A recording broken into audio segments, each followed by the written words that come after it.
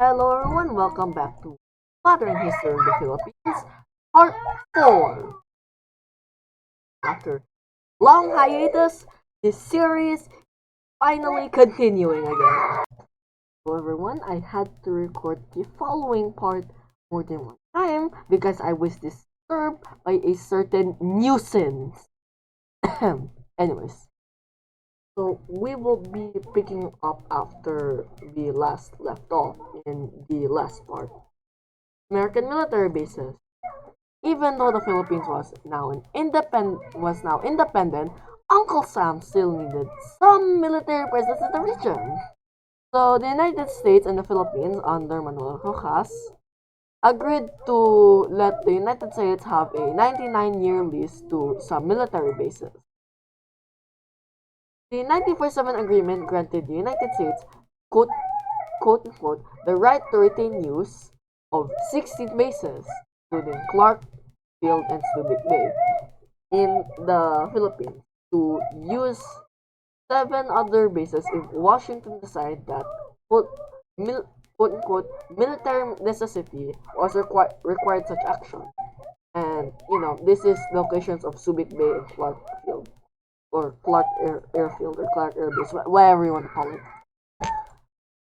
Amnesty Proclamation.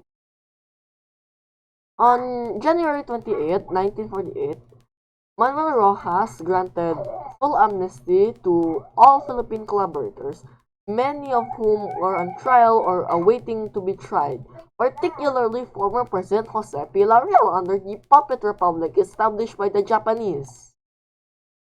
He proclaimed and granted, quote unquote, full and complete amnesty to all persons accused of any offense against national security for acts allegedly committed to give aid and comfort to the enemy during the war, provided, however, that this amnesty shall not extend to persons who are now or may hereafter be accused of treason for having taken up arms against allied nations or members of the resistance forces, for having voluntarily acted as spies or informers of the enemy, or for having committed murder, arson, coercion, robbery, physical injuries, or any other crime against person or property for the purpose of aiding and abetting the enemy in the war against allied nations or in the suppression of the resistance movement in the Philippines. Yeah, I'm not kidding when I say this one. Foreign reform. In 1946, shortly after his induction to the presidency, Rojas proclaimed the Rice-Share-Tenancy Act of 1933 effective throughout the country. However, problems of land tenure continued. In fact, this became worse in certain areas. Among the remedial measures enacted was Republic Act 34, number 34, likewise known as the Tenant Act, which provided a 70-30 sharing arrangement and regulated share tenancy contracts. It passed to resolve the ongoing peasant unrest in Central Luzon. Republic Act number 34 was enacted to establish a 70-30 sharing arrangement between the tenant and landlord. The 70% of the harvest will go to the person who shouldered the expenses for planting, harvesting, and the work animals. It also reduced the landowner's loan to tenant. It reduced the interest of landowners' loan to tenant at not more than 6%. So basically, the ones who did all of the work, planting, buying the seeds for the plants, and of course maintaining the work animals, get 70% of the harvest, and that is usually the tenants to the land, or more to put it simply, farmers, while the landowners, or the people who own the land, got 30% of the harvest. And the landowners, the interest of the landowners that they could give to tenants for loans could not be more than 6%. Otherwise, that'd be illegal. The Treaty of General Relations. The Treaty of Manila of 1946, formerly the Treaty of General Relations and Protocol, is a treaty of general relations signed on July 4, 1946 in Manila, the capital of the Philippines. It relinquished U.S. sovereignty over the Philippines and recognized the independence of the Republic of the Philippines.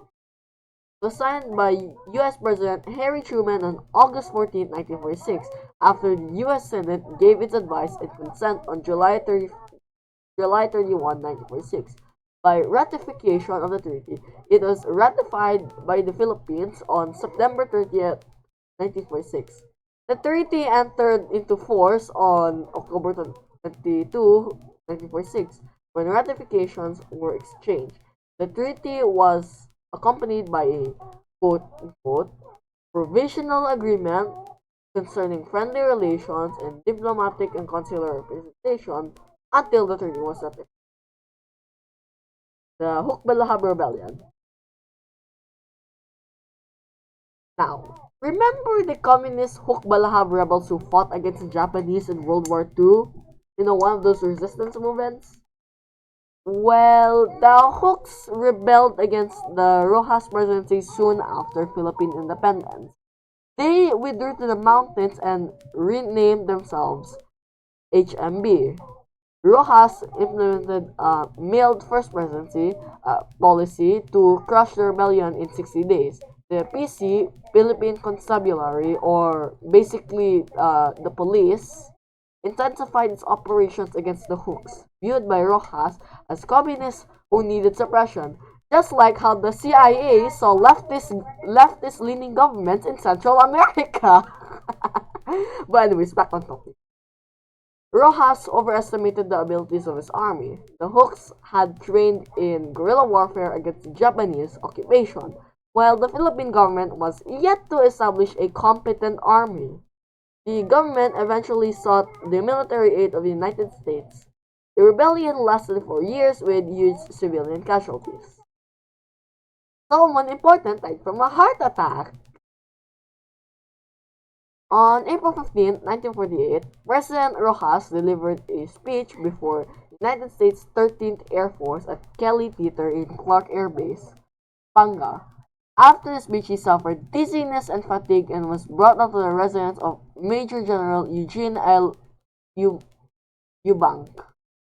That night, he suffered multiple heart attacks and died at 9:23 p.m. at the age of 56.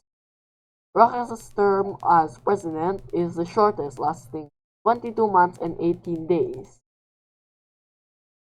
His body was brought to Manila the following day on a special train, reaching Malacanang at about 9:20 a.m.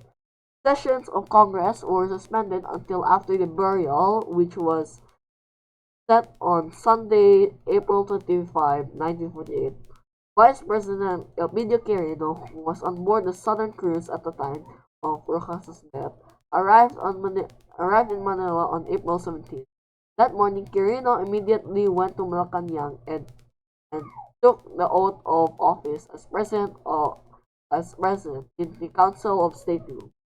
The new president then appointed a committee to take charge of the funeral arrangements for the late president and issued proclamation declaring the national mourning from April 17 to May 17.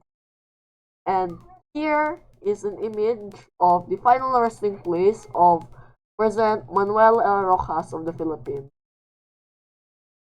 And that about ends it. So, don't worry, the temporary hiatus on this series is finally now been lifted because I finally finished school. So, until next time, see you.